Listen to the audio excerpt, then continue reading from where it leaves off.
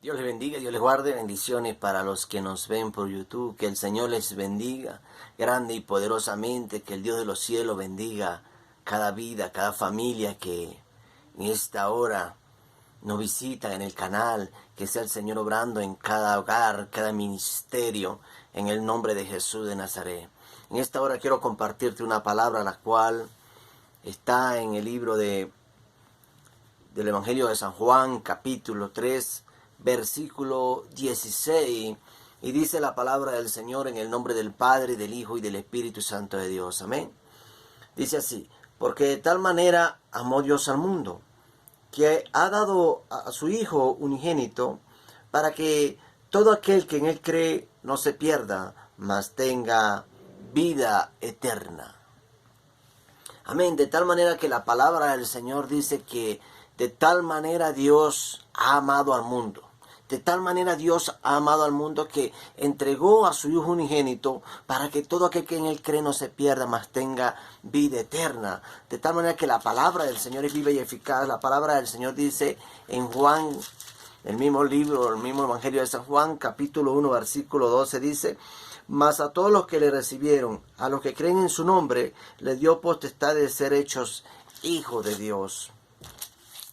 De tal manera que la palabra del Señor dice que los que creyeron, los que han creído en su nombre, le dio potestad de ser hecho hijo de Dios.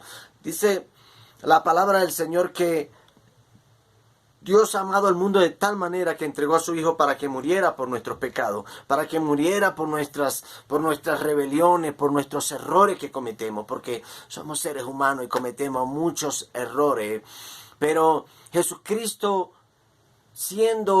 dice que el verbo, en Juan capítulo 1, versículo 1, dice que el verbo era con Dios y el verbo era Dios.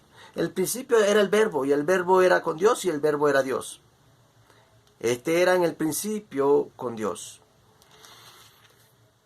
Dice que en el principio se hizo carne Él para venir a la tierra a morir por nosotros, para morir por nuestros pecados.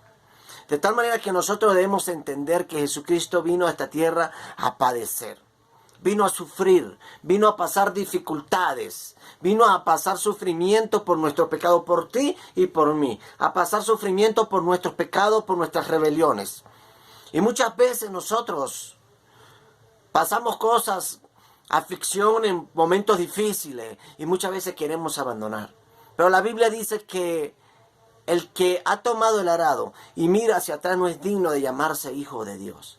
De tal manera que nosotros debemos tomar el arado y seguir hacia adelante.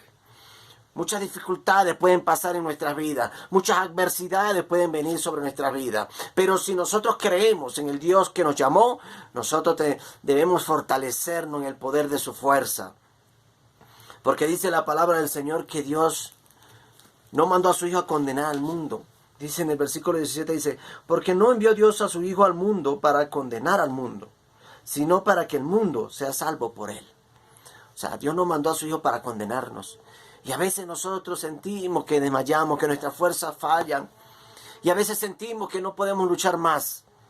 La palabra del Señor dice que el profeta Jeremías, dice que llegaron un momento donde el profeta Jeremías ya no quería hablar más la palabra de Dios. Ya no quería decir más o a decir lo que Dios le decía que dijera. ¿Por qué? Porque era apedreado, era azotado, era golpeado, era encarcelado.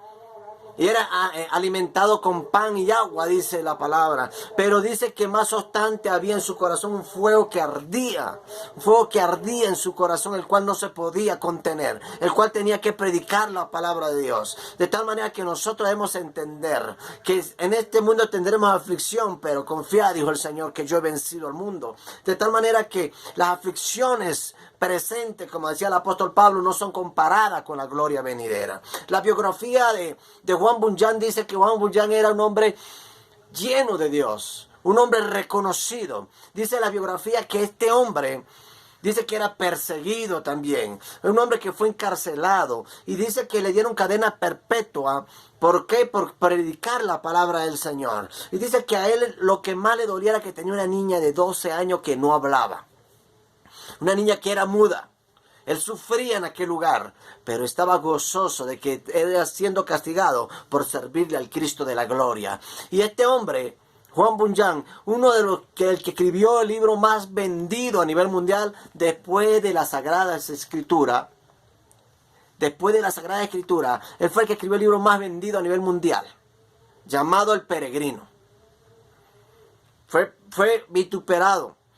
Tenía a su esposa y decían que él tenía muchas otras mujeres en la calle, lo criticaban.